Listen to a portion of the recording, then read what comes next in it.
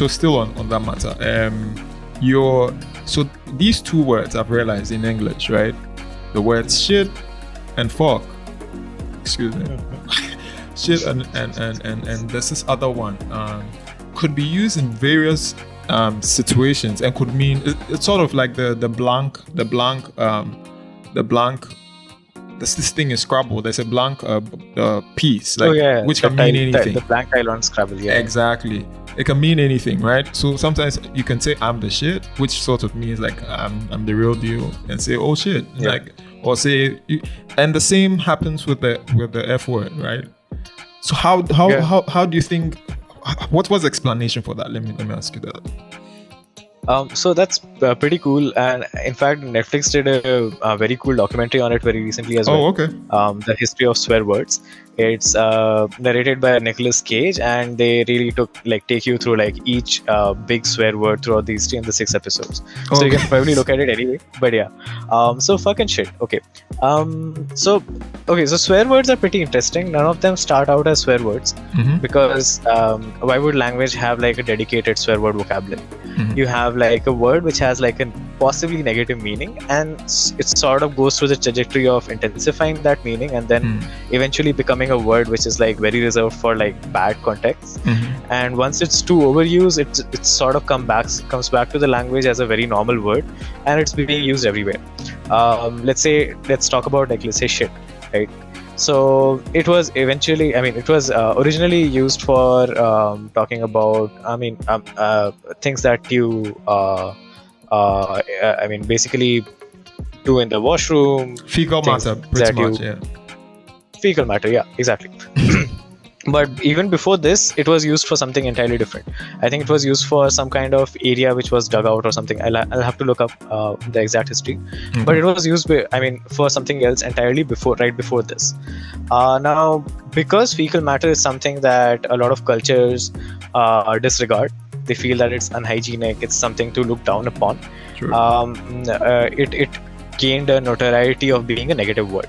That if something is like shit, it is equivalent of something as a fecal matter, right? Sure. So that is where it started getting the negative sense from. But like all negative words, when you are teenage, when you are some sort of a rebel, you would use like these negative vocabulary in a very cool way to sound more socially acceptable around your buddies. And it's like every thing that is exclusive, that is hidden away from the society, you would want to use it to sound cool. And it sort of comes back with a regal aspect. You use shit to basically say that, okay, I can use the word shit and you can't do anything about it. So that's where the positive sense sort of starts coming in. As you said, that I'm the shit.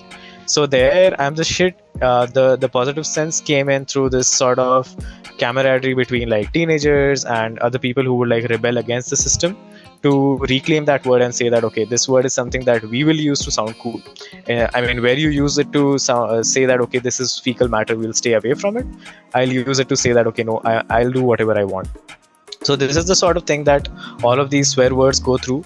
They become so exclusive that people try to bring it back to the vocabulary, so that it sort of becomes a word to say that, okay, I'll do whatever I want, you can just stay back. So that's how the positive sense comes in.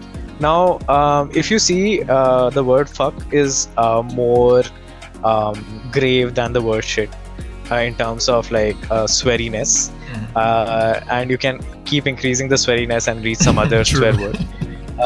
Yeah, exactly. So now that happens because if you use a word a lot, if shit comes in the vocabulary so much that it is in the movies, it's in your books, it's everywhere, and like it's not 18 plus anymore, then it's something that needs replacement. You need a more sweary word to express that anger. Exactly. Right. You need to let go of that emotion somehow, right? You cannot just use shit and say that, okay, I'm very, very sad about this. Right. You would say fuck.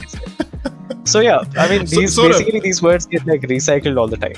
So sort of like how I think we got to the point where now I think to express that anger, you got to say, hey, fuck this shit. So that like brings the two of them. You have to sort of compound. Yeah. That's interesting. What are some of the most fascinating things you found about human languages?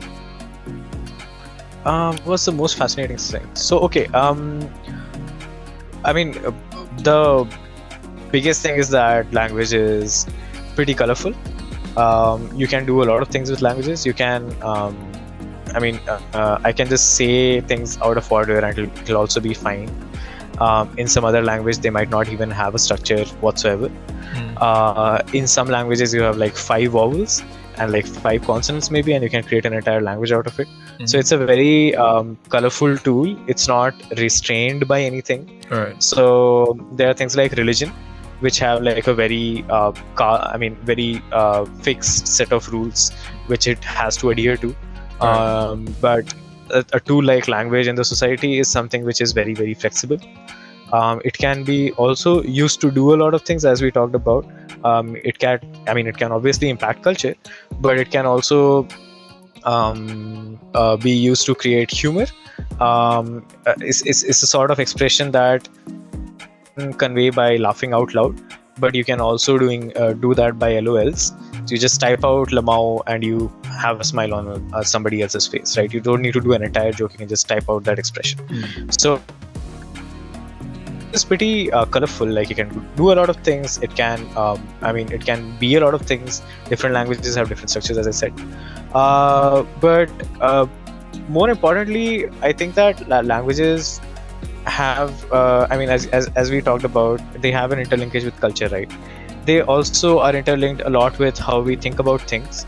So if I say if I say that I want to look at the world in the language that I am speaking in, that means something. So my native language is Hindi, one of the major languages of India, and if I talk in Hindi to some of my peers, I would feel a lot differently when I talk to them in English. So that's like one big psychological and emotional change that changing languages brings in. So languages, I think, are very linked to our emotions and how we think of worlds as well. So if I go to some language, some area which has their own language, and I do not know the proper vocabulary to like describe what I need from that area, it will really hamper me. It's not like I can just if you have to compare to, like, let's say sciences as a field in humanity, physics will remain physics everywhere, right? It won't change its nature. And you can talk about the same physics in India, you can talk about the same physics in some country in Europe, you can talk about the same physics in Japan. It'll remain the same. The laws of physics will remain the same.